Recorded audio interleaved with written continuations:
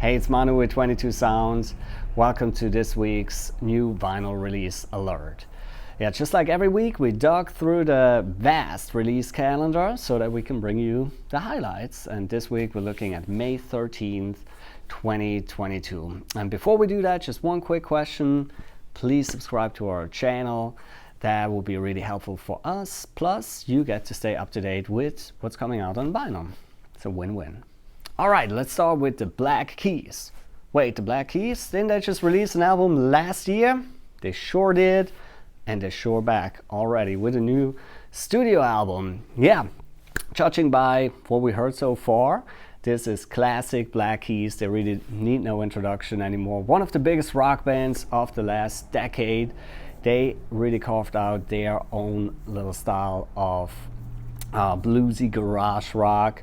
And it looks like that's what they're doing on this album too. So if you like the Black Keys, probably an album that you're gonna like. If you don't, yeah, you might not become a fan with this one either. Well, one thing I want to point out is Billy Gibbons apparently stopped by one night to jam, as they put it in an interview. And I guess that's what happens when you're an arena-filling rock band. Billy Gibbons just stops by. Well, they were smart enough to write a song and record it while he was there. And yeah, that sounds like a really interesting matchup. Billy Gibbons, obviously one of the blues rock godfathers, with the Black Keys. Very interesting, looking forward to it. Black Keys, Dropout, Boogie. All right, next up are the Suicide Boys from around here, from New Orleans. Yeah, they are a very interesting duo. They had an interesting career. They never had a Billboard Hot 100 track. They really don't get any airplay, but they somehow amassed, I'm not exaggerating, billions of streams and really have a devoted fan base. They do what many call SoundCloud rap, emo rap, I guess hip hop about how shitty life is, and they do it really well.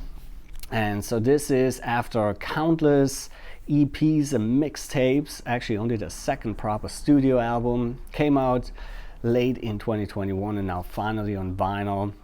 It says Suicide Boys, Long-Term Effects of Suffering. Yeah, we're staying in New Orleans with Tank and the Bangas, but this is getting a little lighter after the Suicide Boys. Yeah, the Tank and the Bangas, they had a great album called Green Balloon in 2019. 2 years prior to that, they won the NPR Tiny Desk contest. So they really have gotten some attention, had a Grammy nomination along the way.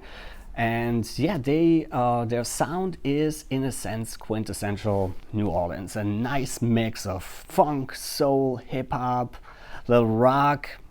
Really what you think of when you think of New Orleans. And they do it in such a lively, animated, positive way. Really a great band, so really want to check out if you don't know them yet. Their new album, one we're looking forward to, it's Tank and the Bangas, Red Balloon. Yeah, and we're staying kinda in that direction stylistically with the Monophonics. They call themselves Psychedelic Soul, and actually that sums it up pretty well, but this is a little less modern than what Tank and the Bangas do. This is really almost like a time warp back to the 70s, to that classic soul and R&B era. Think Sly and the Family Stone, bands like that is what they remind me of. Lots of horns, really groovy, soulful vocals. And yeah, judging by what we heard so far from this new album, they pick up right where they left off with 2020's It's Only Us. Definitely one to look forward to if you like R&B and if you really like that retro, warm R&B sound from back in the 70s. Monophonics, Sage Motel. Yeah, next up is Moontooth from Long Island, and yeah, this is a really great modern rock band. Yeah, modern rock, that term has become almost a little bit of a negative term for many people. Many equate it with radio rock, which can be kind of boring at times, but I think this is a band that is firmly rooted in rock, that is really modern. They're not trying to sound like they're from a long Gone era. This is music for now, but rooted in rock, and it's actually done really well. They have a little bit of metal in them at times. I mean, they have some really meaty, nice riffs, really nice punch to it. There's even some proggy elements there without getting into like super long songs or anything, or just complexity for complexity's sake. But they can definitely play. The vocals are very melodic and soulful. Really promising band. Their last album was highly acclaimed, made the year-end list of Rolling Stone and Pitchfork. So very high expectations definitely for this album. And yeah, it would be cool to have really a good rock band coming out and having some success, getting some attention. They're definitely a very promising one. It's Moontooth and their new album Phototroph. Yeah, next up is an artist that has already become a big superstar. It's Rosalia. Yeah, and she has really become a bit of an unlikely superstar. She basically made flamenco cool again. Didn't think I would ever say that. Yeah, so she, with her last album in 2018, became an international superstar.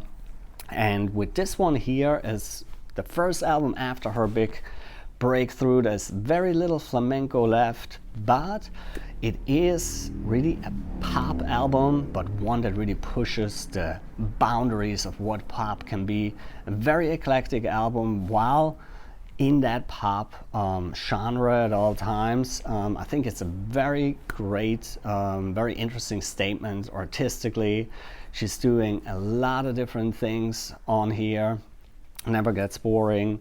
And yeah, I think that it was a very bold album of hers, and it'll probably make her even bigger. It came out a few months ago, but now also on vinyl. It's Rosalia, Motomami. Yeah, and next up is one that's completely different from that. It's Wilderun. I hope I'm saying this right.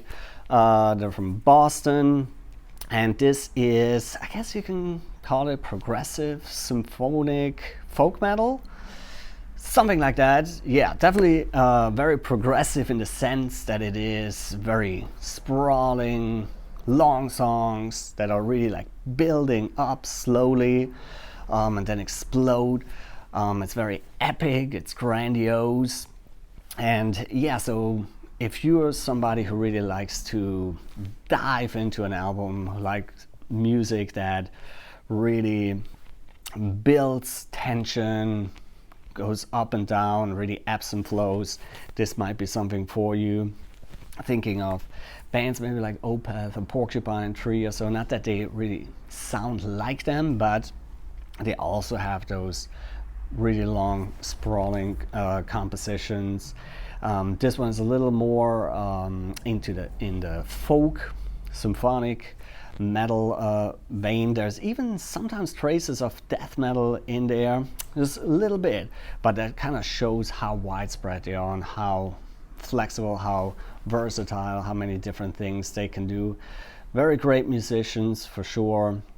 So this is a very good modern prog rock metal album. It's Wilderun and Epigone.